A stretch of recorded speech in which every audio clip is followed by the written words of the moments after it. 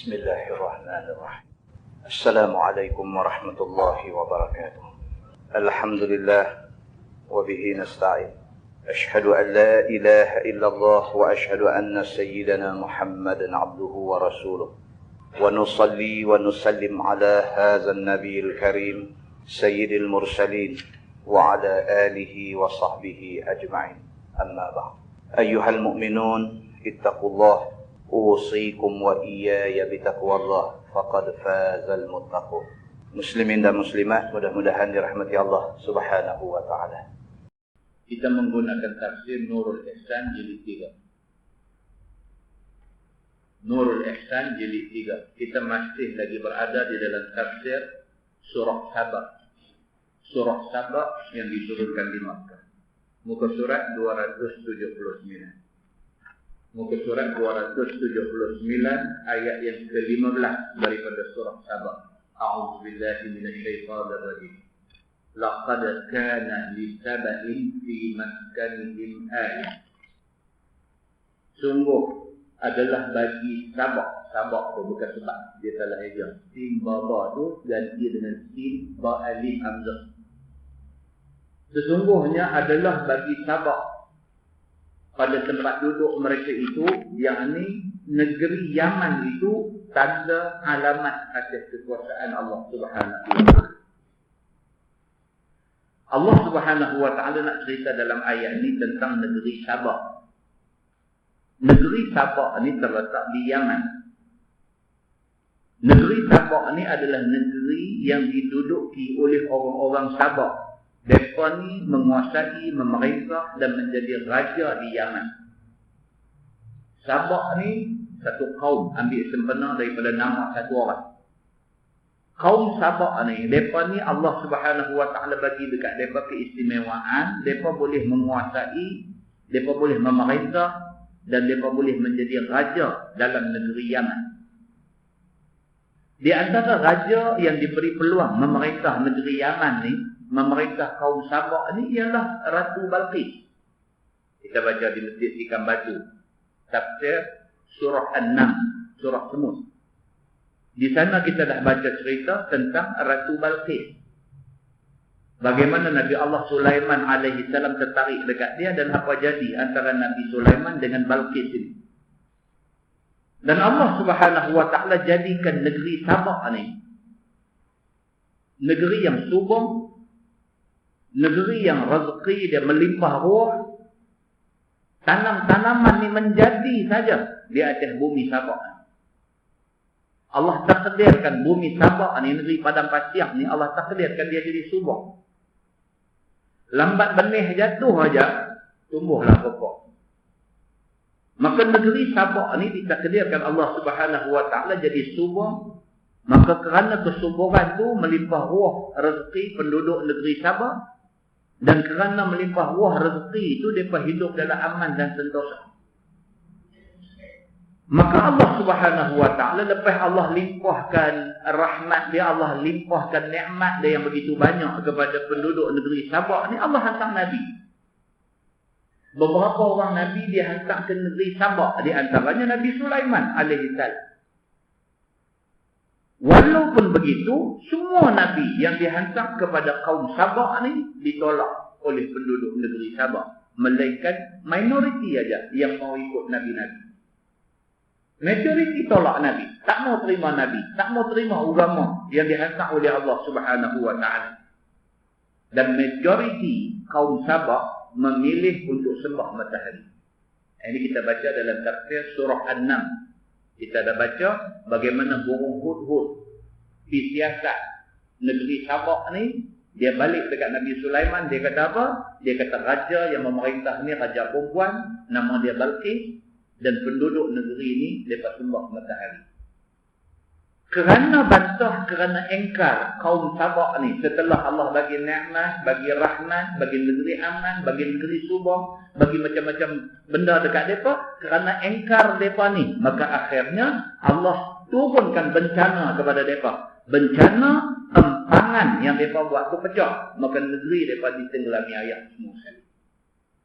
Ini cerita yang kita nak baca lagi. Laqad kana li sab'in fi maskanihim ayah. Sesungguhnya adalah bagi negeri Sabak itu, pada tempat duduk mereka itu, yakni negeri Yaman itu, tanda ataupun alamat atas kekuasaan Allah Subhanahu wa taala. Maka Sabak ini nama satu orang laki-laki daripada bangsa Arab. Sabak tu ambil sempena nama satu orang laki-laki. Maka dia ada 10 anak laki-laki. 6 duduk di Yaman, 4 duduk di Syam. Negeri mereka istimewa. Negeri Sabak ni istimewa. Pasal apa? Dalam negeri mereka lah terletaknya Baitul Maqdis. Bukan sahaja negeri subur, bukan sahaja tanam-tanaman apa pun boleh jadi di situ, bukan sahaja Allah limpahkan rezeki yang melimpah-limpah dekat dia, bukan dekat itu aja. Allah takdirkan Baitul Maqdis ada di dalam negeri Sabak ni. Firman Allah, jannatani an yamin wa shimal. Iaitu ada 2 kebun. Dalam negeri Sabak ni ada 2 kebun, sebelah kanan, sebelah kiri. Yang ni adalah negeri Sabak itu asalnya banyak kebun dan pokok-pokok dan buah-buahan yang boleh meneduh akan manusia dengan naungan. Ni yang kata negeri Sabak. Tengah padang pasir boleh jadi macam tu. Allah bagi jadi subur dengan kebun yang rimbun. Orang boleh tumpang berteduh di bawah kebun yang rimbun. Kanan kiri dia penuh dengan kebun. Padang orang lalu. Dan dikata kepada mereka itu, kepada penduduk Sabak itu, kulu min rizqi rabbikum washkurulah. Makanlah oleh kamu daripada rezeki Tuhan kamu, dan syukurlah oleh kamu kepadanya. Dah Tuhan bagi dekat mereka rezeki yang macam tu punya banyak, Tuhan kata pula dekat mereka ni, makanlah apa yang aku bagi dekat kamu. Segala pokok yang macam-macam ni, segala buah-buahan yang berjenis-jenis ni, segala tumbuh-tumbuhan yang boleh dia ambil manfaat ni, makanlah. Tuhan kata, makan dengan syarat washkurulah. Hendaklah kamu semua bersyukur kepadanya, yakni kepada Allah Subhanahu wa taala, atas barang yang direzeki kepada kamu pada bumi Sabak, yakni dengan syukur, taat atas suruh dan atas tegak Allah Subhanahu wa taala. Tuhan macam tu lah tuan-tuan. Tuhan ni dia give and take. Dia bagi dekat kita keamanan, Tuhan mau balik. Kita bersyukur atas nikmat keamanan.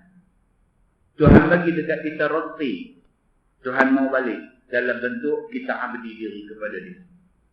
Tuhan bagi dekat kita keluarga yang besar. Tuhan bagi dekat kita anak pinak yang ramai. Tuhan bagi dekat kita anak pinak yang berjaya. Tuhan bagi dekat kita macam-macam benda yang kita teringat nak Tuhan bagi dekat kita. Tuhan mau balik. Tuhan mau, dia tak mau duit. Tapi Tuhan mau kita taat perintah dia. Apa yang dia suruh, buat. Apa yang dia larang, jangan teringin nak buat. Ini yang Tuhan suruh. Firman Allah, baldatun thayyibah. Ini adalah negeri yang baik. Negeri Sabak yang Allah bagi kepada mereka ni, negeri ni Tuhan kata baldatun thayyibatun. Baldatun thayyibah, ini negeri baik. Tiada padanya agas. Tuhan pelihara negeri Sabak ni kerana kebun dia banyak, kerana buah-buahan dia yang bermacam-macam jenis, kerana bumi yang subur dan sebagainya. Tuhan pelihara pula lagi bumi subur ni, tak ada agas, tak ada menatang, tak ada serangga yang boleh merosakkan tumbuh-tumbuhan dan buah-buahan dia. Dan tiada lalat. Lalat pun tak boleh hidup dalam negeri itu. Dan tiada kutu anjing, dan tiada kalajengking, dan tiada lipan, dan tiada ular. Pendek kata menatang yang boleh bawa mudarat tak ada dalam negeri kita. Ini anugerah Tuhan. Ini anugerah Tuhan. Tuhan bagi negeri subur. Kalau dia bagi sekali dengan makhluk perosak ni lingkup. Tuhan bagi negeri subur. Sekali dengan Tuhan jaga negeri itu, tak ada menatang boleh pergi perosak kesuburan Tuhan bagi. Serangga perosak tak ada. Segala benda yang boleh bawa mudarat, lipan, kalajengking, ulang, semua tak ada.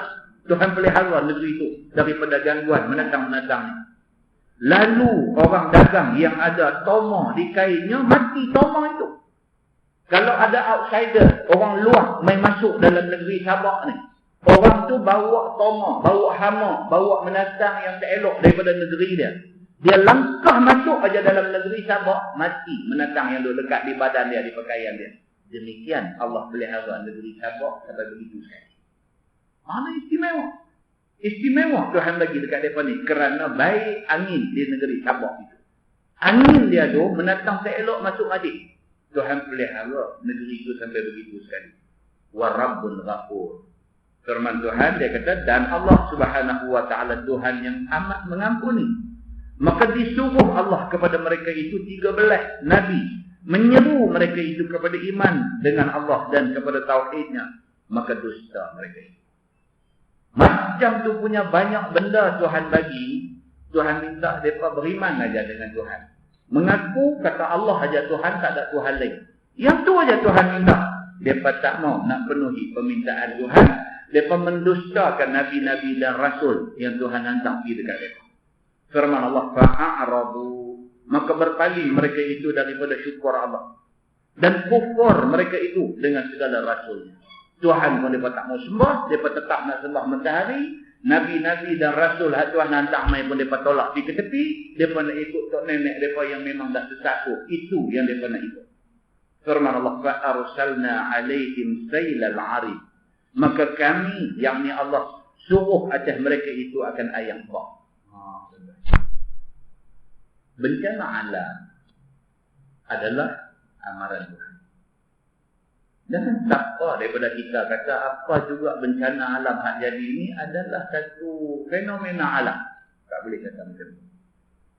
Sebarang bentuk bencana yang berlaku adalah amaran Tuhan. Yang ini kita nak kena pegang. Sebarang bentuk bencana yang jadi. Contoh baca Quran. Baca Quran daripada juzuk 1 sampai juzuk 30. Contoh baca Quran, kalau cerita banjir, kalau cerita ribut, kalau cerita kilat, guruh petir, kalau contoh baca cerita ni tak ada lain melainkan balasan Tuhan kepada orang yang ingkar. Tak ada ayat dalam Quran yang cerita pasal ribut, pasal banjir, pasal apa ni sebagai fenomena alam. Tak ada. Ayat mesti cerita kata ini balasan Tuhan kepada orang yang bantah dia. Maka apa yang duk jadi hari ini pun sama. Kerana bantah, kerana engkar, kerana sombong, kerana takabur kita dengan Allah. Maka Allah wa'amai benda-benda ni. Kerana Tuhan kata A, kita kata B. Kerana Tuhan kata putih, kita kata hitam. Kerana Tuhan kata halal, kita kata haram. Kerana ni Tuhan wa'amai benda ni semua. Selagi mana kita tak boleh nak lepas diri kita daripada bantah Tuhan, maka selagi itulah akan bersusun mai bala yang tidak henti-henti. Muslimin dan muslimat yang dirahmati Allah sekalian. Kaum Sabah, Tuhan bagi kemakmuran, Tuhan bagi keamanan, Tuhan bagi kesentosaan, Tuhan bagi semua dekat mereka. Mereka bantah Tuhan. Kerana bantah itu, Allah datangkan ayat bah. Ayat bah ni berpunca daripada empangan yang mereka sendiri bina. Allah pecahkan empangan itu dan berlaku banjir dan menenggelamkan dua-dua kebun yang kata ada di kiri dan di kanan negeri daripada tadi. Maka menghapus padang mereka itu dan binasa segala pokok tanaman mereka itu. Jahannam habis bila mai bala Tuhan lingkup habis. Tuan-tuan tengok bila tsunami mai apa jadi kepada Aceh. Tuan-tuan tengok apabila ribut mai apa jadi dekat Amerika. Lepas satu negeri, lepas satu negeri. Dia duk ambil teropong negeri lain. Orang tu buat salah, orang ni urus negara tak betul, orang ni tak amal demokrasi. Dia nak jadi polis, dia nak jadi hakim, dia nak hukum orang. Tuhan hantar main ribut 2 kali, tenggelam puncak. Tak boleh buat apa. Muslimin dan muslimat yang dirahmati Allah. Kata Qatadah itu nama ulama tafsir.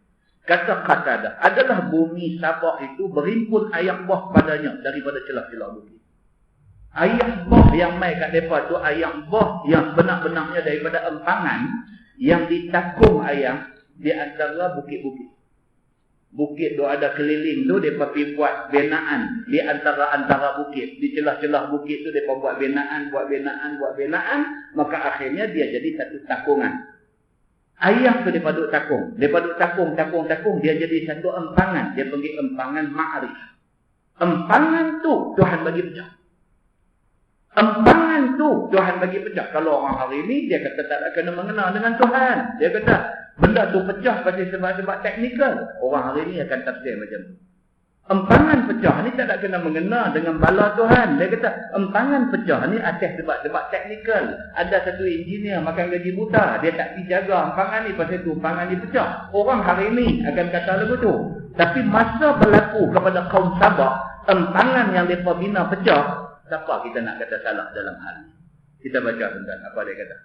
Maka kata Qatadah, ayat bah ni punca daripada takungan empangan di celah-celah bukit.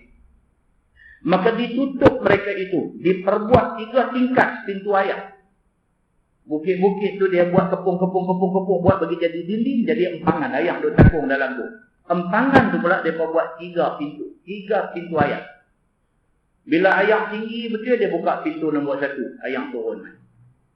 Bila ayat kurang sikit dia buka pintu nombor 2. Bila ayat kurang lagi dia buka pintu nombor 3. Empangan yang dibina oleh kaum Sabah ni dia ada 3 pintu ayat. Maka dilepas masuk di dalam bumi kadar cukup ayat untuk tanam-tanaman. Mereka pun pandai. Dari segi apa? Dari irrigation. Dari segi pengairan ni mereka pandai. Mereka buka satu-satu. Ikut keperluan ayat banyak mana, banyak tu saja yang dilepas turun mai kepada tanam-tanaman. Maka mula lepas tingkat yang mula. Kemudian buka tingkat yang kedua. Kemudian sampai kepada pintu ayat yang ketiga. Maka tak kala dusta mereka itu akan rasul. Maka disuruh Allah subhanahu wa ta'ala tikus merah. Korek batas ayat, pintu ayat itu. Maka jadi tenggelam bumi dan kebun. Dan segala harta benda mereka itu semuanya binasa. Tuhan hantar tentera dia, tikus saja. Tikus dia rebuk. Start daripada sedikit lubang yang jadi. Dia pecah, dia repan mai ayat daripada satu empangan. Allah subhanahu wa ta'ala nak binasakan satu-satu kaum. Memadai Tuhan pakai tikus dekor. Tuan-tuan tengok. Macam mana Namrud mati. Tengok nyamuk. Tengok nyamuk aja Tuhan angkat. Mati satu raja yang begitu zalim di atas muka bumi. Mati. Satu raja yang mesti bertanggungjawab ke atas kezaliman yang dia buat kepada Nabi Ibrahim alaihissalam. Dia ambil Nabi Ibrahim dilempar dalam api. Kesudahan dia mati dengan nyamuk ekor. Dengan kehendak Allah subhanahu wa ta'ala. Binasa satu raja besar yang mempunyai kuasa besar. Dengan seekor nyamuk yang kecil. Yang Allah hantar untuk menjadi sebab kepada kebinasaan. Firman Allah. وَبَدَّلْنَاهُمْ بِجَنَّتَيْهِمْ. Dan kami ganti akan mereka itu dengan 2 kebun mereka itu yang binasa dengan ayat bah itu. Jannataini zawatai ukulin khamtin wa aslin wa syai'in min sidrin qalil. Yang ni Tuhan gantikan kebun hak elok tadi ni. Kebun hak kata pokok buah-buahan yang teduh, orang boleh duduk semua tu. Ayat bah main lingkup semua kebun tu. Tuhan ganti juga dengan 2 kebun dekat mereka. Apa dia 2 kebun yang Tuhan ganti ni? Iaitu 2 kebun yang mempunyai buah yang baik dan kayu asal, pokok mu, dan 1 daripada pokok sidrin yang sedikit buahnya kelas. Daripada ada 2 kebun yang buah-buah cukup lazat, cukup manis, cukup sedap dengan pokok yang rimbun teduh ni, Tuhan buat main banjir, lingkup habis semua tu, Tuhan ganti balik dengan 2 kebun juga. Tapi kebun yang buah dia baik tak boleh makan. Saja Tuhan buat bagi jadi macam tu. Firman Allah, "Zalika jazainahum bima kafaru." Bermula yang demikian itu. Yang ni tukar daripada kebun elok kepada kebun buah baik ni, kami balas kepada mereka dengan sebab kufur mereka itu dengan Allah dan dengan Rasul. Tuan, saya lagi sekali nak mengingatkan diri saya dan tuan-tuan semua, kita tu baca ayat Quran. Kita dah tengok dah macam mana Allah cerita dalam Quran cara Allah menangani orang yang lawan dia. Kita duk baca ni ayat Quran daripada surah Sabah. Kok kalau baca hadis ada orang kata hadis sahih ke hadis dhaif. Ada orang boleh kata begitu. Yang ni ayat Quran. Allah cerita balik dekat kita. Ayat ni turun dekat Nabi Muhammad. Nabi Muhammad baca dekat kita ayat ni. Nak bagi kita tahu bagaimana cara Allah menangani orang-orang yang derhaka dia. Allah menangani orang-orang yang derhaka dia ni dengan Allah memusnahkan mereka. Dengan menggunakan sekoh menatang kecil. Dia kebuk satu empangan, lingkup segala kemakmuran, segala kesuburan tanah, segala nikmat pokok-pokok buah-buahan dan sebagainya. Sekelip mata lingkup. Tuhan ganti balik dengan pokok yang buah dia tak boleh makan. Maknanya apa tuan-tuan? Hari ni kita duk kecap apa pun atas dunia ni, nikmat keamanan, nikmat kemakmuran, nikmat kemewahan, nikmat apa pun, kalau kita derhaka Allah, sekali mata Tuhan boleh tarik benda ni. Dan Tuhan buat mai kesengsaraan dekat kita.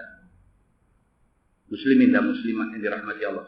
Wa hal nujazi illa al-kafur. Tiada kami balas dengan setengah azab itu melainkan segala kafir. Tuhan kata aku tak pernah balas macam ni kepada orang beriman. Tapi aku buat pembalasan yang macam ni, Tuhan kata dekat siapa? Illal kafur. Hanya kepada orang kafir aja aku akan balas mereka macam ni. Adapun orang mukmin, maka sembahyang mereka itu mengkifarah barang yang di antara. Tapi orang yang beriman, orang Islam, orang yang beriman, orang yang semayang, Tuhan kata kalau mereka buat dosa sikit sebanyak, mereka semayang, tiap-tiap titik ayat semayang yang mereka ambil itu, Allah gugurkan dosa-dosa kecil mereka.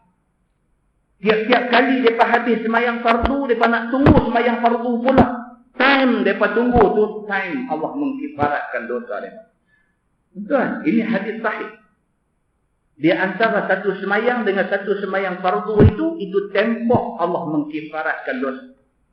Contoh mai tadi, semayang sunat tahiyat masjid 2 rakaat, contoh semayang maghrib berjemaah. Contoh duduk bersila kebas kaki dalam masjid ni sementara nak habis kuliah, nak masuk waktu Aisyah. Kita duduk tunggu nak semayang fardu Aisyah tadi. Duduk tuan-tuan ni selain daripada satu pahala i'tikaf, yang kedua kita mendapat janji daripada Allah. Janji Allah nak mengkifaratkan dosa-dosa kecil kita. Tak rugi tuan. Orang yang tak main rugi.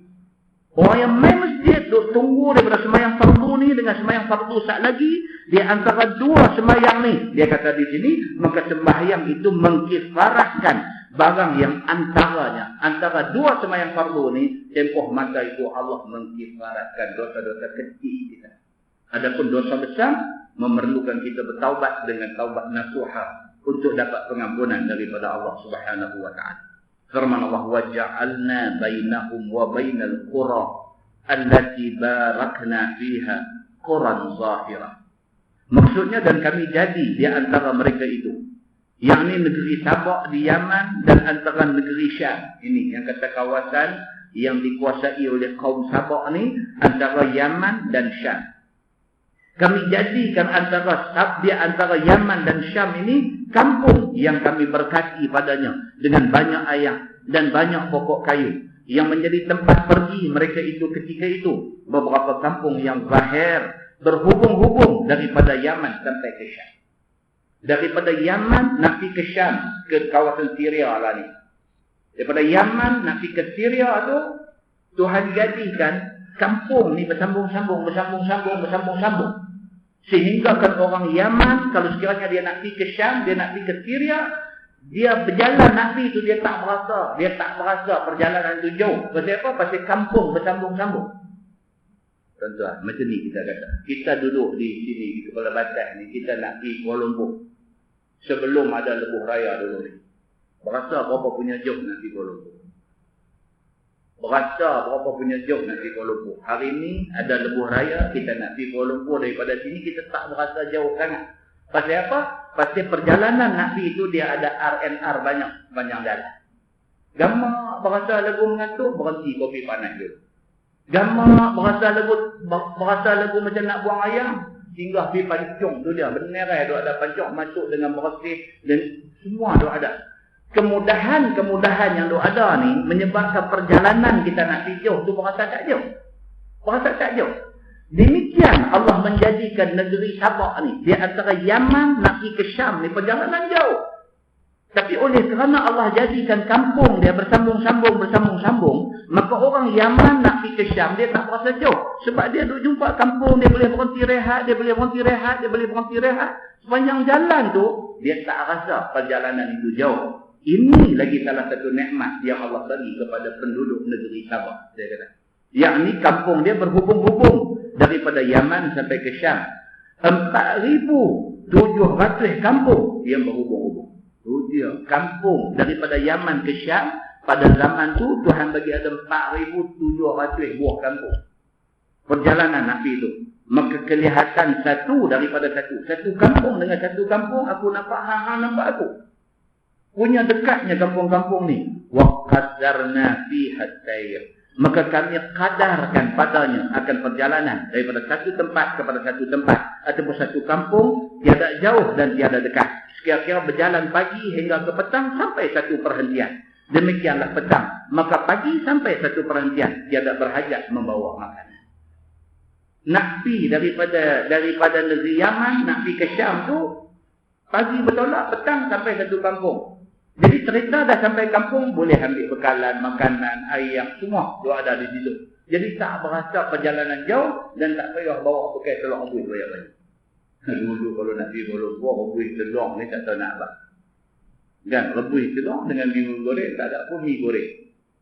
Nu nak lalu dengan sungai Siput, dengan sungai apa, nu nak sampai Kuala Lumpur tu. Zaman tu dua saja, kemudahan nak ada, kereta api kelas 3, KTM naik kelas 3, jaket bangku tak ada nombor, naik siapa dulu dia dapat tempat, siapa kendian duduk atas tangga dulu. Ataupun tumpang lori utusan Malaysia. Nak pergi Kuala Lumpur, tumpang lori utusan Malaysia, duduk di belakang lori utusan, tidak sampai Kuala Lumpur. Hari ni tuan-tuan, cerita nak pergi Kuala Lumpur, habis kuliah ni sembahyang Isya boleh pergi Kuala Lumpur. Boleh pergi Kuala Lumpur ni, subuh esok balik mayang pada betul. Perjalanan itu dia jadi macam tu. Demikian Allah pernah jadikan rasa dekat perjalanan yang jauh ni kepada penduduk Sabah dulu. Dia pernah rasa apa yang kita rasa hari ini. Firman Allah, siru fiha layaliya wa ayyaman aminin. Firman Allah, berjalanlah oleh kamu padanya beberapa hari dan beberapa malam, hal keadaan aman. Tuhan kata dekat penduduk Sabah ni, hampa bertolak daripada Yaman, hampa nak pergi ke Syam, hampa bertolak lah. Hampa nak bertolak pagi pun boleh, hampa nak bertolak petang pun boleh, hampa nak bertolak malam pun boleh. Perjalanan hampa tentu aman. Tiada ketakutan sama ada malam ataupun siang. Faqalu Rabbana, tu bukan Wabbana. Waw tu ganti dengan Ra. Dia salah cetak. Faqalu Rabbana ba'id baina asfarina. Maka kata mereka itu, yakni kafir-kafir negeri Sabah ni, mereka kata, hai Tuhan kami, jauhkan antara perjalanan kami kepada negeri Syam itu, yakni antara satu kampung kepada satu kampung itu. Cuba tengok, tak pasal-pasal. Tuhan bagi dekat mereka tu elok. Daripada Syam nak pergi ke Yaman, Tuhan bagi kampung ada 4,700 buah kampung. Daripada satu kampung ke satu kampung, satu kampung ke satu kampung tu perjalanan tak rasa jauh. Boleh duduk singgah, ambil bekal, ambil apa, elok dah. Dia pasti minta dekat Tuhan, tak ada buat lagu ni, buat bagi kami rasa jauh. Cerdik sang mana? Kalau ada elok ni, tak tahu nak hargai, tak tahu nak syukuri, dia minta hati elok dekat Tuhan. Hak elok Tuhan bagi ni, tak mau. Nak hati elok daripada Tuhan. Maka dia minta dekat Tuhan dalam ayat ni. Faqalu, dia kata dan berkata penduduk-penduduk Sabah yang kafir ni, Rabbana, dia berkata wahai Tuhan kami, ba'id baina asfarina. Dia berkata tolong bagi jauh perjalanan kami ke negeri Syam ni.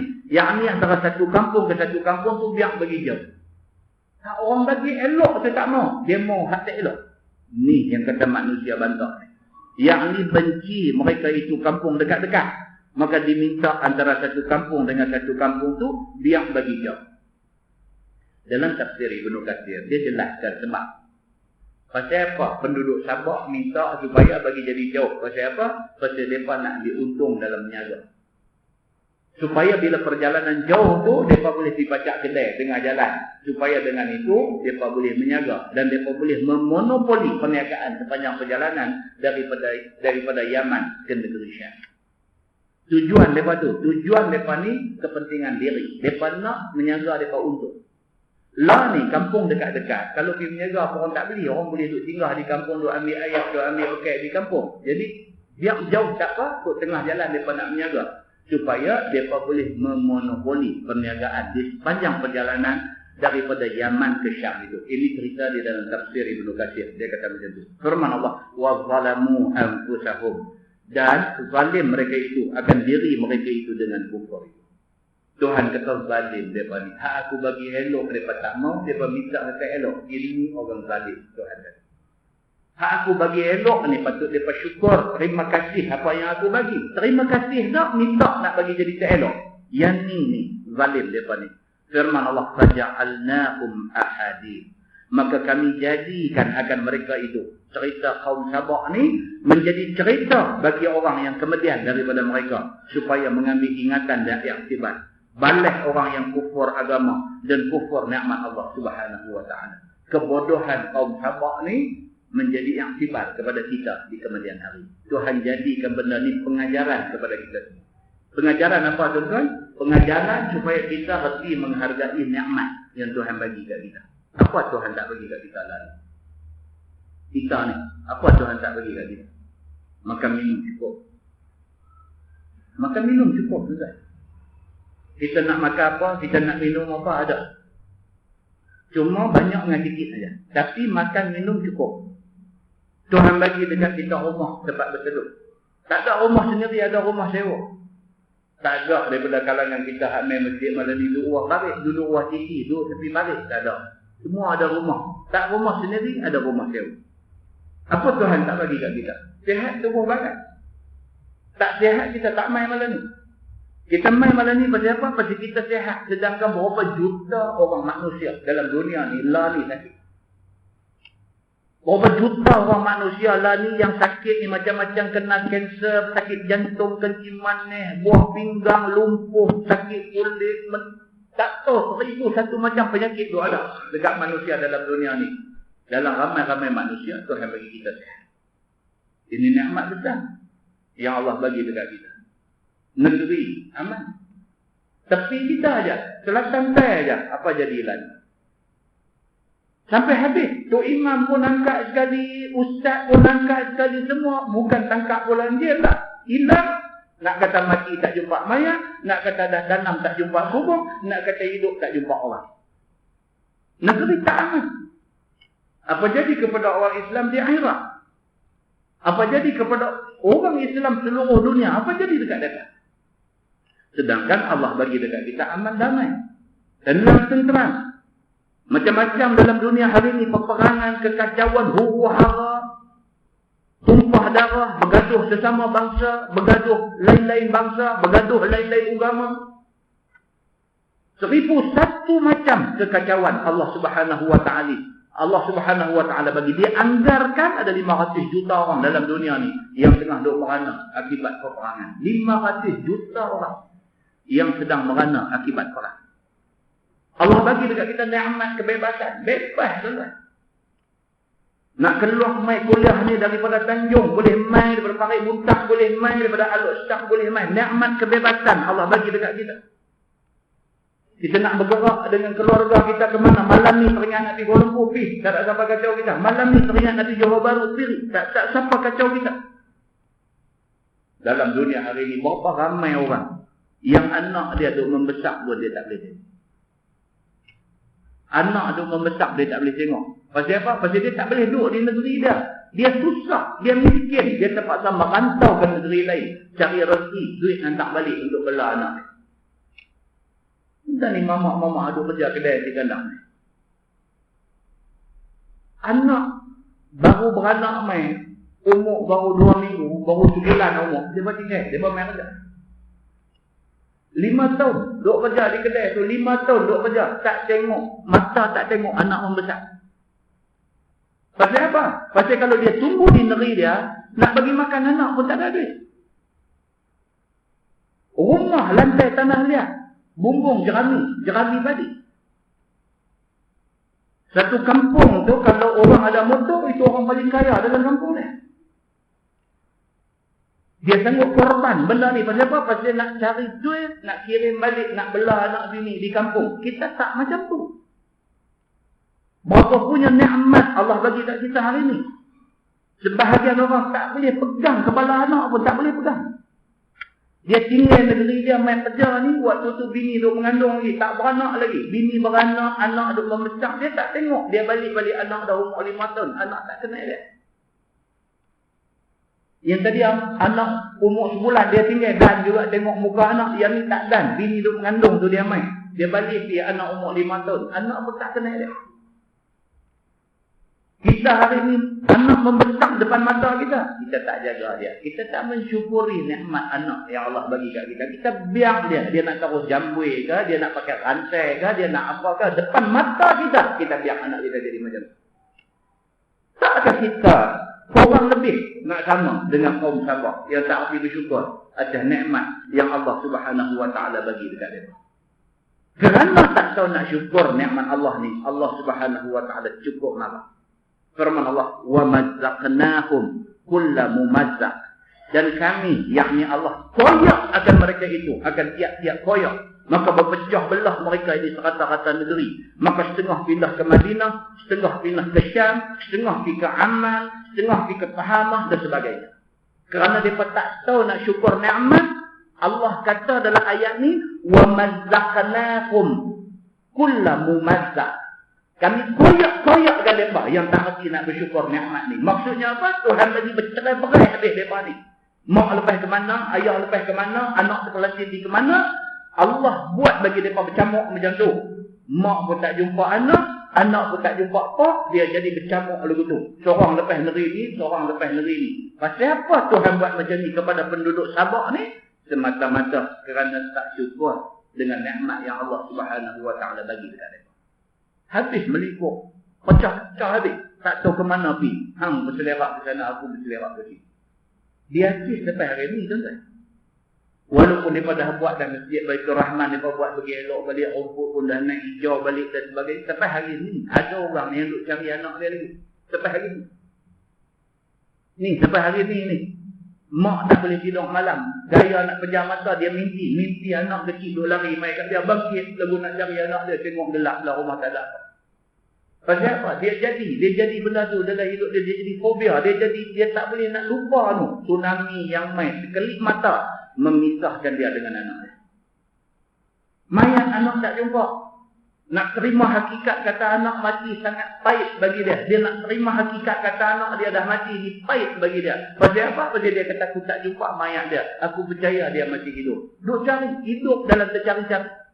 Bagaimana Allah Subhanahu wa taala memisahkan di antara mak dengan anak. Semata-mata kerana bala bencana yang didatangkan oleh Allah Subhanahu wa taala.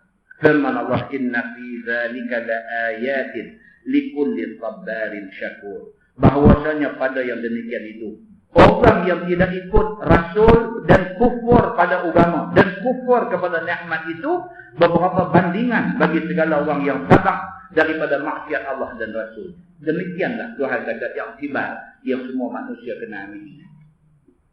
Syukur apa yang Tuhan bagi dekat kita. Syukur ni maksud dia apa? Bukan sebut Alhamdulillah saja. Syukur maksudnya jangan buat benda yang Tuhan larang. Buat benda yang Tuhan suruh.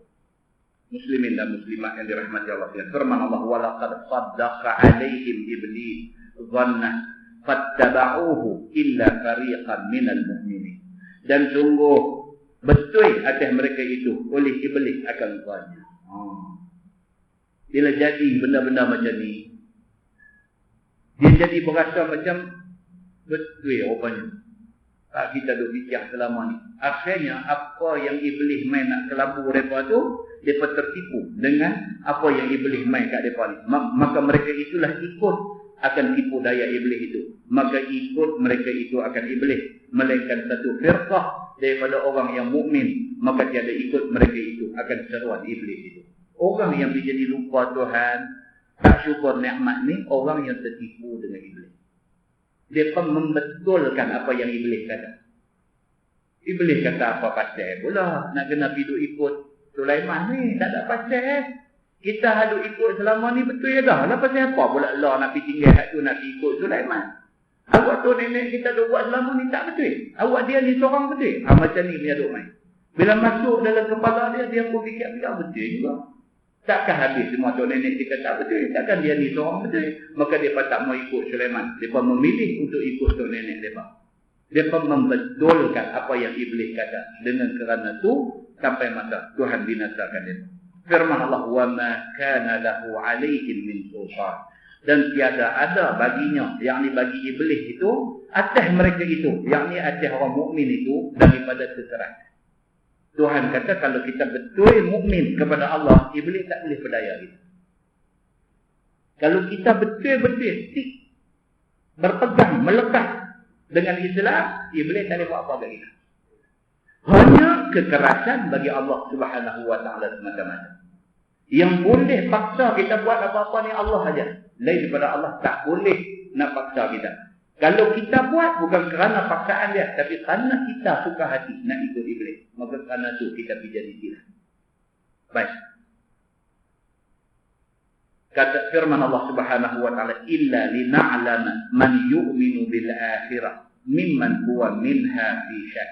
Melainkan kerana kami, yakni kerana Allah ketahui mereka yang beriman dengan akhirat, bangkit kemudian daripada mati itu sebenar. Daripada mereka itu yang ada ia pada syak, pada hidup semula dengan roh dan dengan jasad, maka dapat balasan kafir dengan neraka dan dapat balasan mukmin dengan syurga. Tuhan buat benda ni semua apa dia? Tujuan supaya Allah boleh kenal siapa beriman dan siapa yang kufur dengan Allah. Buat macam ni boleh tak? Bagi nikmat nak tengok siapa beriman dia akan bersyukur. Siapa yang terima nikmat kufur Allah, Tuhan tahu ini jenis kufur. Orang yang bersyukur, ini jenis syukur.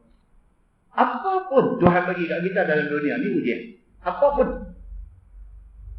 Allah bagi kita sihat, ujian. Ujian, kita sihat ni ujian. Dia nak tengok, kita nak guna kesihatan ni untuk apa? Allah bagi kita senang, ujian. Dia nak tengok kesenangan yang dia bagi kat kita ni, kita boleh lupa kat dia ke tak kan? Allah bagi dekat kita anak pinak, ujian. Allah nak tengok anak pinak ni, kita nak buat dia bagi jadi macam mana? Kita nak channel dia, kita nak bagi dia pergi aliran yang beriman kepada Allah ke? Ataupun kita nak channel dia bagi jadi rosak kan? Anak ni ujian kepada kita. Maka Allah, bila dia bagi benda-benda ni semua, Allah boleh tahu kita lulus ataupun gagal ujian dia. Semua kat Tuhan bagi kat kita. Tuhan bagi pangkat, Tuhan bagi kuasa, Tuhan bagi apa pun kat kita, ujian dekat kita. Nak tengok kita guna betul ke, kita salah guna ke apa yang Tuhan bagi kat kita. Firman Allah, wa rabbuka ala kulli syai'in hafiz. Dan bermula Tuhan engkau wahai Muhammad, atas tiap-tiap sesuatu itu amat mengintai-intai. Allah Subhanahu wa taala Tuhan kita ni atas tiap sesuatu hafiz. Dia sentiasa mengintai-intai. Dia duk tengok kita buat apa pun. Tiap-tiap saat, tiap-tiap waktu, tiap-tiap ketika, tiap-tiap masa. Allah Subhanahu wa taala duk tengok aja kita buat apa. Tak ada satu masa pun yang Tuhan lalih daripada melihat kita. Tak ada satu masa pun yang Tuhan terlelap daripada nak perhati kita. Tak ada satu masa pun yang Tuhan terlalai daripada nak tengok kita. Tidak ada masa yang Allah Subhanahu wa taala terlepas pandang kita. Sebaliknya Allah ni wa rabbuka ala kulli syai'in hafiz. Dan Tuhan kamu tu atas tiap-tiap sesuatu amat mengintai-intai. Dia kata Tuhan terus tengok aja kita ni. Tiada ghaib daripada Allah suatu perbuatan makhluknya pun, dan tidak akan terlepas semua perkataan dan niat dalam hati mereka itu. Tak ada satu benda yang kita teringat Tuhan datang. Apatah lagi yang kita buat. Teringat dalam hati ni Tuhan tahu. Niat kita apa? Dalam hati kita ni niat kita apa? Tuhan tahu. Tidak ada satu benda pun dia kata yang ghaib, yang terlepas daripada pengetahuan Allah Subhanahu wa taala. Yang dikatakan ilmu Allah Subhanahu wa taala luas dia macam mana. Untuk report yang berikutnya nak mai bila Tuhan tahu. Hak mai dah. Hak nak main ni bila, pukul berapa, negeri mana, nak mati berapa orang, semua Tuhan tahu. Report tu nak main cara angin deras ke, dia nak main cara pusing beliung pusing-pusing ke, dia nak main ni budak nak selamat orang tua nak mati ke, budak nak mati orang tua nak hidup ke, semua Tuhan tahu dah. Belum benda tu jadi, Tuhan dah tahu dah. Demikian yang dikatakan ilmu Allah Subhanahu wa taala. Firman Allah, qul id'ul ladzi naz'amtum min dunillahi la yamlikuna mithqala dzarrah fis samawati wala fil ardh. Kata olehmu ya Muhammad bagi kafir-kafir yang sembah.com ni. Serulah oleh kamu akan segala mereka yang kamu dakwa kata depa Tuhan daripada lain Allah. Tuhan suruh Nabi Muhammad di challenge puak-puak yang sembah.com, sembah matahari, sembah macam-macam ni. Allah suruh Nabi Muhammad pergi challenge mereka ni. Dia kata dekat mereka, lah ni tolong Zat, hampa panggil Tuhan-Tuhan hampa duk sembah ni dipanggil. Yang tiada milik mereka itu setimbang berat semut halus pun pada dalam 7 petala langit dan tiada pada dalam bumi. Yang mana sokong asnam apa yang mereka sembah ni, apa pun tak boleh buat. Apa yang ada di 7 lapis lagi di atas ni, sokong tak boleh buat apa. Nak pergi turun titik air hujan pun, sokong tak boleh buat. Tuhan kata dalam Quran. Apa yang ada dalam bumi ni, sokong tak boleh buat. Dia tak boleh nak abang kat bumi pecah bagi keluar air. Tak boleh. Dia tak boleh buat apa. Supaya menolong melepas kamu daripada neraka. Esok, bila mereka ni masuk neraka esok, panggil semua asnam, semua tokong yang mereka sembah ni, panggil, suruh mai tolong lepas hampa keluar daripada neraka. Panggil. Boleh tak boleh tokong tolong hampa pada masa itu. Firman Allah, وَمَا لَهُمْ فِيهِمَا مِنْ شِرْكٍ. Dan tiada bagi mereka itu pada dalam keduanya, yakni pada dalam langit dan bumi itu, daripada syirik bagi Allah Subhanahu wa taala sekali-kali. Dia nak abang apa? Dia nak kata asnam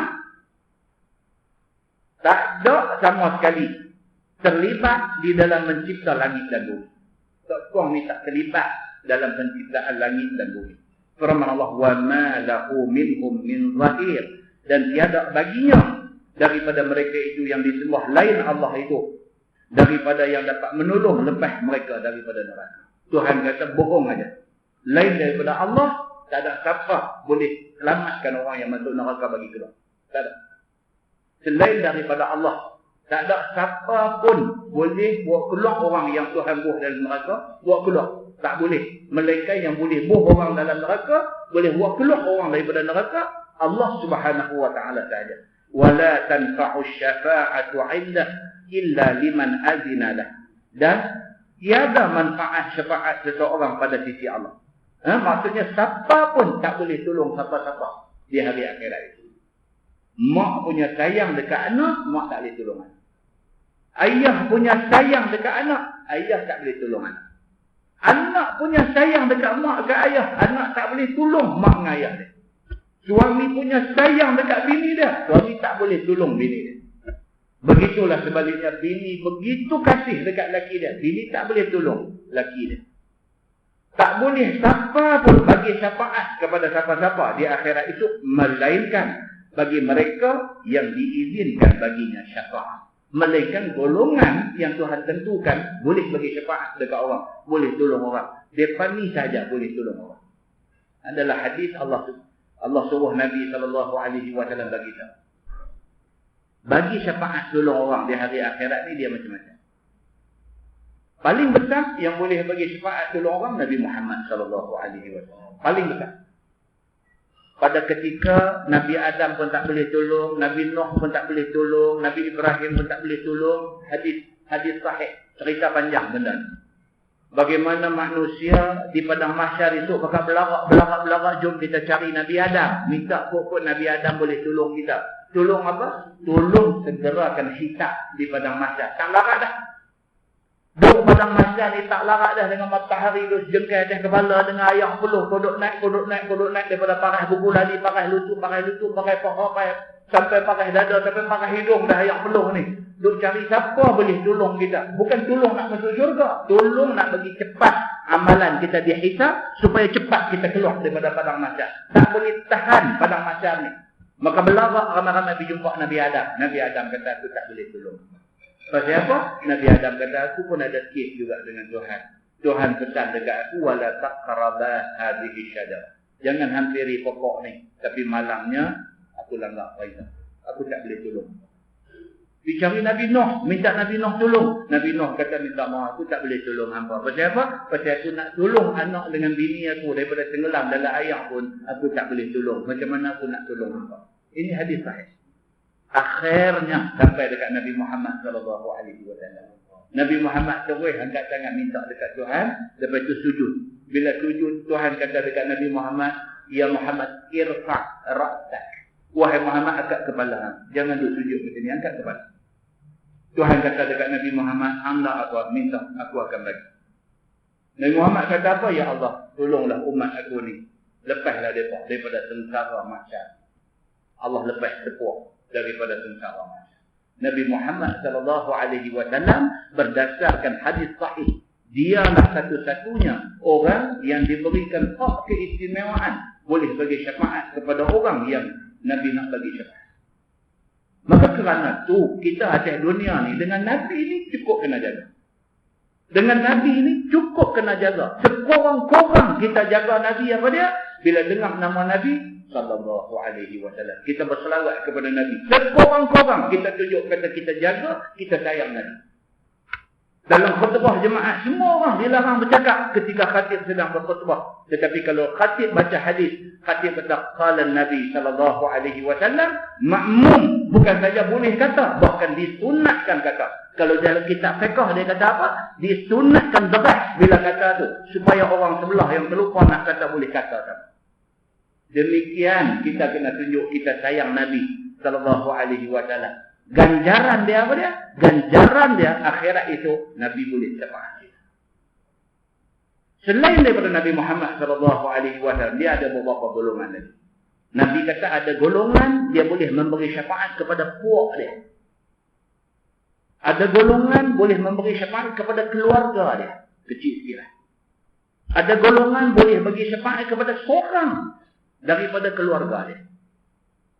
Ni kategori orang yang boleh bagi syafaat ni. Ada orang puak dia boleh bagi syafaat. Ada orang keluarga dia boleh. Ada orang seorang aja dia kena pilih untuk bagi syafaat mengikut kategori masing-masing. Ini yang dia nak cerita di sini. Melainkan mereka yang diizinkan Allah memberi syafaat. Orang ni saja boleh bagi syafaat. Di antaranya dia kata ialah segala rasul, segala anbiya, segala awliya, segala ulama, segala sulaha. Sulaha ni orang-orang yang saleh-saleh. Dan juga segala syuhada, orang-orang yang mati syahid. Dia kategori orang yang boleh memberi syafaat ini. Firman Allah, hatta iza fuzzi'a an qulubihim, sehinggalah apabila dibuka duka cita daripada segala hati mereka itu. Yang ni Allah buka rasa cemas, rasa takut tak dapat syafaat ni, Allah buka. Tuan-tuan, ayat ni dia nak cerita apa? Dia nak cerita di padang mahsyar ni, semua orang dalam keadaan cemas. Cemas ni, duk tengok kok. Kalau boleh masa tu, nak suruh Nabi nampak kita. Nak suruh Nabi tunjuk kita. Nabi kata ni, Syamsuri, Allahu Akbar. Nak suruh Nabi tunjuk kita. Cemas masing-masing ni. Cemas ni. Siapa yang nak dipilih untuk dapat syafaat ni? Keadaan masing-masing pada masa tu cemas. Takut. Put-put tak dapat syafaat. Punya mengharap. Masing-masing di padang mahsyar ni punya mengharap. Supaya orang yang boleh bagi syafaat ni nampak dia. Dan supaya dia cepat keluar daripada sengsara mahsyar. Maka dia kata dalam ayat ni, hatta iza fuzzi'a an qulubihim, sehinggalah apabila dibuka duka cita, Allah buka cemas ni, Allah buka rasa takut orang-orang ni, takut pokok tak dapat syafaat ini, Allah buka cemas itu daripada hati mereka itu, yakni dengan beri izin pada syafaat. Dapat syafaat tu. Bila dapat tu, satu ketui batu besar tergolek jatuh. Lega dah, aku lepas dah daripada tempat sengsara. Tuan-tuan, masa tu tak kenal siapa dah. Duk berdiri sebelah mak kita tak kenal dia dah. Pasal apa? Masa tu masing-masing duk fikir diri sendiri nak lepas. Pasal kata mahsyar, ni cerita hari kiamat ni. Bila jadi ayat kiamat, tiup ayat sangkakala yang pertama, Tuhan sebut dalam Quran, hari di mana saudara lari daripada saudara dia. Yafirul mar'u min akhi, lari saudara daripada saudaranya. Wa ummihi wa abihi, mak tak lari sama-sama sendiri. Jadi kiamat ni tak ada nak ingat dah siapa pun, tak ada nak ingat, dia je nak selamat. Kalau kiamat dah jadi kelang kabut macam tu, tentu boleh bayang di mahsyar macam mana.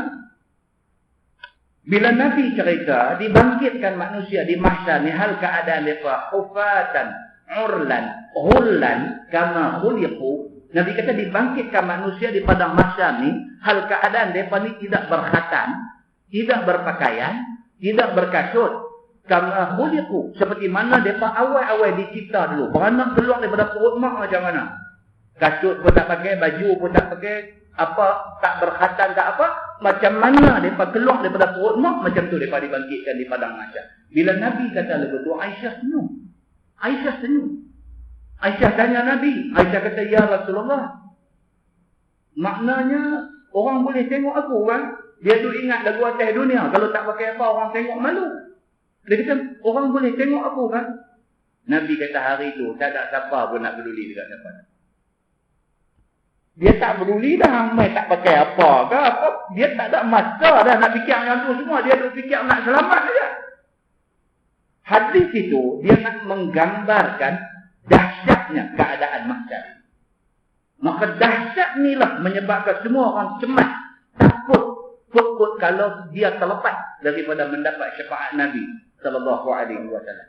Firman Allah, qalu, kata mereka itu setengah kepada setengah dengan kesukaan. Orang yang dapat ni, orang yang dapat syafaat ni, duk cakap sama-sama mereka, madza qala rabbukum? Duk tanya balik kawan yang boleh memberi syafaat ni. Kalau kata syuhada boleh beri syafaat, orang yang duk tunggu syafaat syuhada ni tanya kepada syuhada ni, Tuhan kata apa dekat hangpa? Kalau kata Nabi boleh memberi syafaat ni, orang ramai ada ni tanya Nabi, Tuhan kata apa? Tuhan tak kata ke tolong kami? Duk tanya macam tu. Madza qala rabbukum? Apakah yang telah berkata oleh Tuhan kamu? Qalul haq. Kata mereka itu, kata orang yang diizin bagi syafaat dekat orang ni, mereka kata Tuhan kata perkataan yang sebenar. Iaitu telah izin Allah pada syafaat bagi segala yang mustahak dapat syafaat. Mereka ni beritahu, mereka kata, Tuhan baru beritahu, kata, aku boleh bagi syafaat kepada puak aku. Aku boleh bagi syafaat kepada keluarga aku. Aku boleh bagi syafaat kepada seorang daripada kenalan aku. Bila mereka ni habaq aja lagu tu, masing-masing mengharapkan syafaat yang kawan tu boleh bagi. Firman Allah, wa huwal aliyyul kabir. Dan dialah Tuhan yang maha tinggi, lagi maha besar. Tak dapat dibandingkan zat dan sifat dan af'al Allah Subhanahu wa taala. Allah ni kita tak boleh banding. Macam mana punya hebatnya Allah. Yang kita dah baca alhamdulillahi rabbil alamin. Segala puji bagi Allah Tuhan seluruh semesta alam. Allah ni dia punya power di hari akhirat itu, Malik Yaumiddin. Dia Malik, dia raja dan dia pemilik hari akhirat. Tuhan sahaja satu-satunya yang berkuasa pada masa itu. Dalam hadis dia ada cerita Tuhan di padang mahsyar. Dengan megahnya Tuhan cabar. Tuhan kata, aina mulukul ardh. Tuhan kata, mana dia orang yang atas dunia dulu duduk jadi raja, muluk, duduk jadi raja, mana? Tuhan kata. Pada masa tu, wujuhun yawma idzin khashi'ah, 'amilatun nasibah, tasla naran hamiyah, tusqa min 'ainin aniyah. Tu ayat tu. Bila Tuhan cabar aja, aina mulukul ardh. Mana dia orang yang atas dunia dulu jadi muluk, jadi raja, jadi pemerintah, jadi orang yang pegang kuasa? Mana dia? Tuhan kata, aku nak tengok muka dia. Bila Tuhan cabar macam tu, dalam Quran, Tuhan cerita, manusia apa jadi? Wujuhun yawma idzin khashi'ah. Wajah-wajah manusia pada hari itu tunduk dalam keadaan hina. Tak ada siapa berani angkat muka nak tengok Tuhan pada masa itu. Ini tuan-tuan, dahsyat. Yang kata mahsyar ni, dahsyat yang macam tu. Firman Allah, Qul man yarzuqukum minas samawati wal ardh. Kata olehmu, siapa yang bagi rezeki kepada kamu daripada 7 lapis langit dan bumi? Siapa yang bagi rezeki kepada kamu dengan turunnya hujan dan tumbuhnya tumbuh-tumbuhan? Qulillah, kata olehmu, Allah yang bagi rezeki daripada langit dan bumi. Tuhan tanya dan Tuhan jawab. Tuhan kata ni semua hak kita duk dapatlah ni, siapa bagi? Allah bagi. Ni yang kita hidup, tanam duk buat benda boleh jadi pokok padi, boleh dapat berkah ni, siapa bagi? Allah yang bagi. Kalau Allah tak mau bagi, tanam sampai ke matu jari pun tak jadi habis. Yang orang pergi buat menyaga, pergi menjadi. Menyaga dia pergi menjadi, dia pergi jadi kaya raya ni. Siapa bagi kekayaan tu dekat dia? Allah bagi. Bukti dia apa? Bukti dia berapa ramai orang cerai menyaga tak berjaya. Apa pun yang kita dapat hari ini, Allah bagi. Maka Allah tanya benda ni. Siapa yang bagi? Tuhan kata, "Man yarzuqukum minas sama'i minas samawati wal ardh. Siapa yang bagi rezeki kepada kamu daripada langit dan bumi ni? Langit turun mai hujan, bumi tumbuh mai pokok-pokok ni, siapa bagi rezeki ni? Qulillah, kata olehmu, Allah Ta'ala yang bagi rezeki daripada langit dan bumi. Allah bagi. Bukan ada siapa-siapa bagi, Allah bagi. Maka tiada jawab lain daripadanya. Tak ada jawapan lain. Tak boleh bila jawab kata yang ni siapa bagi. Jawapan dia satu je, Allah yang bagi. Wa inna aw iyyakum la'ala hudan aw fi dhalalin mubin. Dan bahawasanya kami ataupun kamu itu sungguh ada hidayah agama Islam atau sesat yang nyata, iaitu kamu yang sesat dan nyata. Tuhan tanya pula dalam ayat. Antara kita ni siapa betul-betul, siapa yang sesat? Yang betul-betul, betul. Yang betul-betul duduk di atas jalan benar, siapa? Yang sesat siapa? Ditanya kan? Dan Tuhan juga jawab, yang betul-betul sesat hampa, yang kafir ni. Kami yang terima agama Allah ni, kami orang yang benar.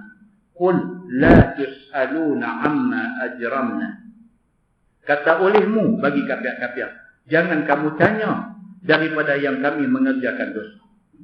Kata pula dekat orang kafir ni, hampa tak akan ditanya tentang dosa kami.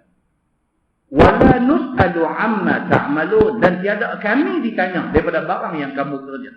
Hampa buat dosa pun Tuhan tak tanya kami buat dosa pun Tuhan tak tanya hampa. Hampa buat dosa, hampa jawab dekat Tuhan. Kalau kami buat dosa, kami jawab dekat Tuhan. Kita ni bukan nak ditanggung orang punya dosa, tak ada. Dalam Quran Tuhan kata wala taziru waziratun wizra ukhra. Satu orang tidak akan dipertanggungjawabkan atas dosa yang dibuat oleh orang lain. Orang lain buat dosa, kita tak tanggung. Dia buat, dia tanggung. Kita buat, kita tanggung. Tak ada pasal orang buat kita nak bertanggung dosa dia. Dan tak ada pasal kita buat dosa orang nak bertanggung dosa kita. Tak ada pasal. Maka Allah Subhanahu Wa Taala suruh Nabi Muhammad berkata dekat orang-orang yang bantah ni, berkata dekat mereka, hampa buat dosa, hampa tanggung depan Tuhan. Kalau kami buat dosa, kami tanggung depan Tuhan. Masalahnya lah ni ialah hampa duk buat dosa, hampa kena tanggung di depan Tuhan.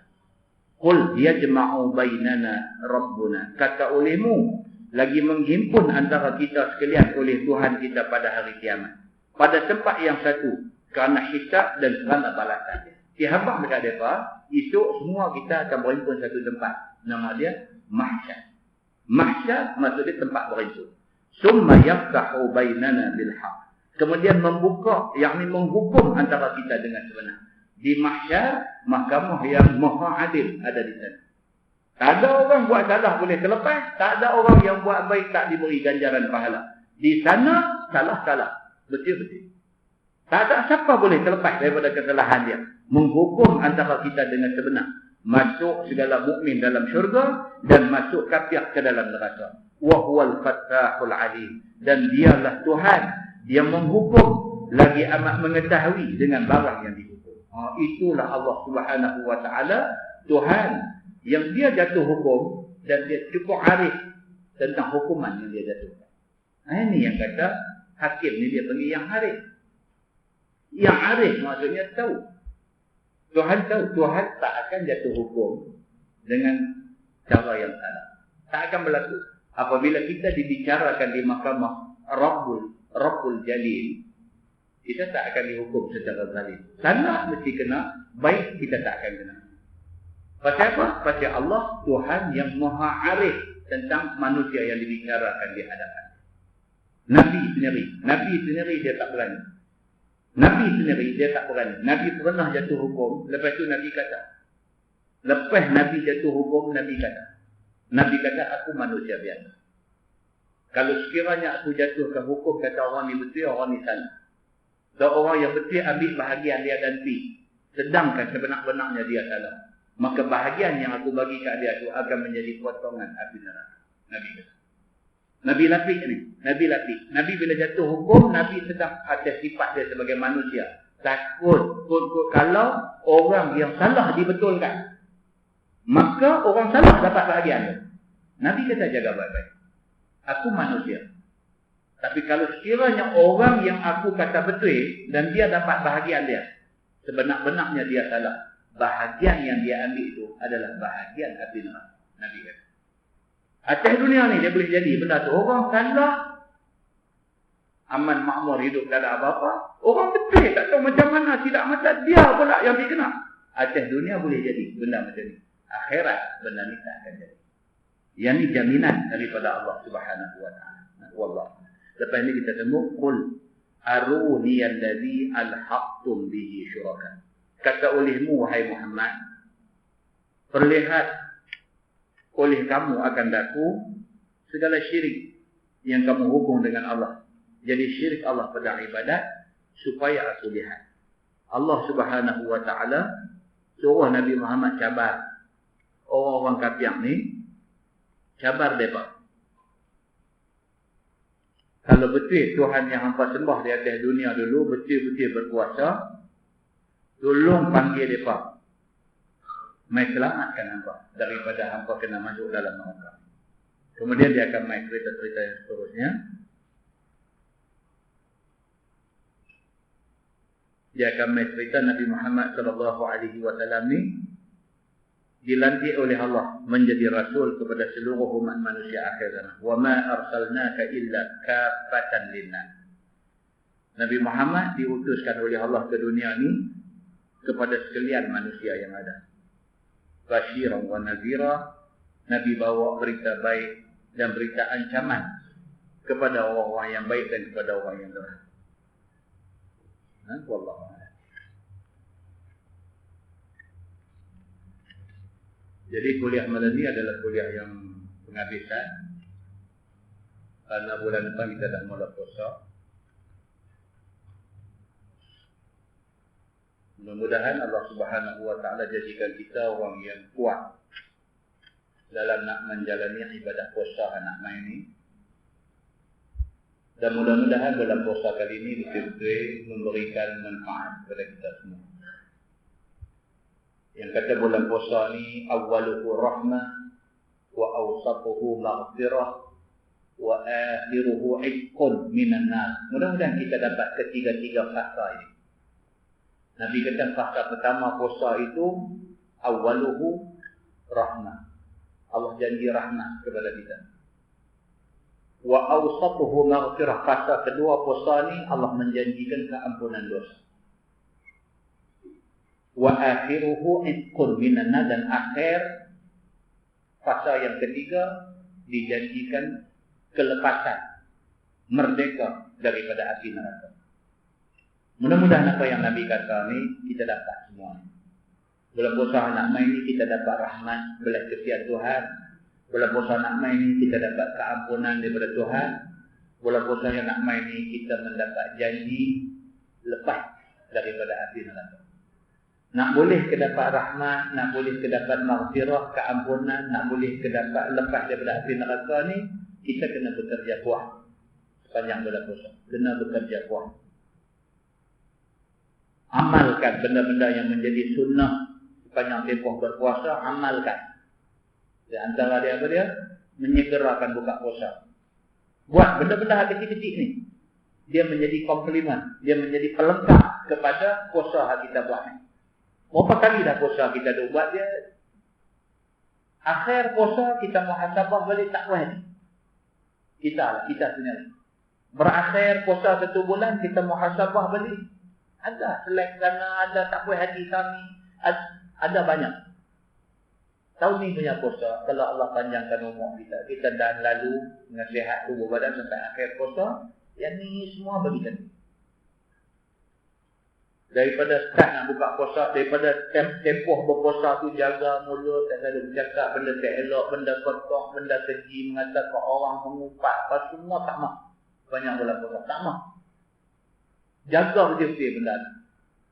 Mata, pandangan mata, telinga, dengar benda elok-elok, ayat Quran, dengar benda-benda yang bagus-bagus. Sepanjang bulan puasa ni, cuba jaga. Saya pesankan diri saya dekat tuan-tuan semua. Cuba jaga. Buka puasa, awalkan masa buka puasa. Masuk waktu, okey. Bismillahirrahmanirrahim. Allahumma laka sumtu wa bika amantu. Korma dulu jalan. Karena itu sunnah Nabi. Jalan korma dulu. Ambil sunnah, buat elok-elok, buka puasa. pada kadar yang ditunjukkan oleh agama, jangan terlampau kenyang. Ibadat malam sepanjang bulan puasa selain daripada tarawih, kita bangkit ambil masa yang paling afdal untuk sahur, iaitu masa yang akhir sebelum subuh. Ambil masa tu, bangkit sembahyang tahajud dulu. Allahu akbar tahajud, 2 rakaat, baca Quran sikit, umumkan 2 perangat lo apa semua, pergi makan. Ambil yang kata sahur itu berkat, ambil. Jangan kata aku tahan, aku tak payah makan suap, sama. Ini soal keberkatan puasa. Jangan lepas peluang-peluang macam ni. Ambil makan. Makan semulut pun tak kuat sahur. Kerana pada sahur itu barakah. Nabi kata ada keberkatannya. Tahan perut tak tahan perut itu soal secondary. Itu soal nombor 2. Yang pertama apa dia? Ambil keberkatan puasa. Makan sikit, mulut makan untuk sahur. Kemudian sambung balik puasa. Begitu dan seterusnya. Sepanjang bulan puasa sebulan, sedaya upaya. Tahajud jangan tak buat. Jangan tak buat. Tahajud jangan tak buat. Sok dah bangkit dah. 2 rakaat tuan-tuan. Tuan-tuan setiap masa. 2 rakaat. 3 minit. 3 minit aja. Allahu akbar tahajud 2 rakaat. Assalamualaikum warahmatullahi wabarakatuh. Assalamualaikum. Senang hati. Senang hati. Quran sedaya upaya khatam. Kalau kita baca lambat, kita jenis baca lambat, yang lepas-lepas dulu ingat nak khatam tak pernah dah khatam. Lah ni boleh start dah. Ni pun dah tengah Syaban dah. Start lah ni baca Quran. Start dah lah ni. Balik pejabat semayang asyak ni rumah, lepas semayang asyak sementara nak tunggu maghrib, nak main masjid, nak apa, Quran baca hari. Boleh semuka 2 muka pun tak apa. Wamak dulu. Esok dah elok mai 1 Ramadan, esok ni kita dah 2 minggu dah kita duduk jalan Injil, kita duduk baca Quran. Mai bulan Ramadan kita boleh baca laju lagi. Sebelum berakhir Ramadan khatam sekali. Bila lagi kita nak buat? Takkan nak pakai kira khatam masa budak-budak dulu aja. Ingat balik apa? Apa yang kita buat ni untuk diri kita. Bukan untuk siapa-siapa. Ni yang kita buat ni. Kita main masjid, semayang, mengaji, kita baca Quran di rumah, kita semua ni bukan untuk siapa-siapa, tapi untuk diri sendiri. Diri sendiri buat, diri sendiri boleh hasil dia. Benda yang kita nampak kecil kita buat ni, di mahsyar yang kita cerita dahsyat tadi ni, kita nampak hasilnya. Tengok-tengok, aku tak sangka amalan aku yang 3 minit ni besar dinilai oleh Allah Subhanahu wa ta'ala. Mudah-mudahan tuan-tuan, saya yang bercakap Tuhan bagi kekuatan untuk buat benda ni, tuan-tuan yang mendengar, kita sama-sama ambil manfaat daripada pesan Nabi SAW. Saya mengambil kesempatan di sini, mohon maaf kalau sekiranya sepanjang tempoh mengajar di masjid ni saya ada melakukan apa-apa yang tuan-tuan tak puas hati. Cakap saya yang menyentuh siapa-siapa, yang menggurih hati sesiapa, itu semua terhasil daripada kejahilan diri saya. Saya minta maaf banyak-banyak. Mudah-mudahan Allah Subhanahu wa ta'ala limpahkan taufik dan hidayah kepada kita semua. Yang baik itu daripada Allah, yang tidak baik itu adalah hilaf saya sendiri. Kita tangguhkan dengan tasbih kafarah dan surah.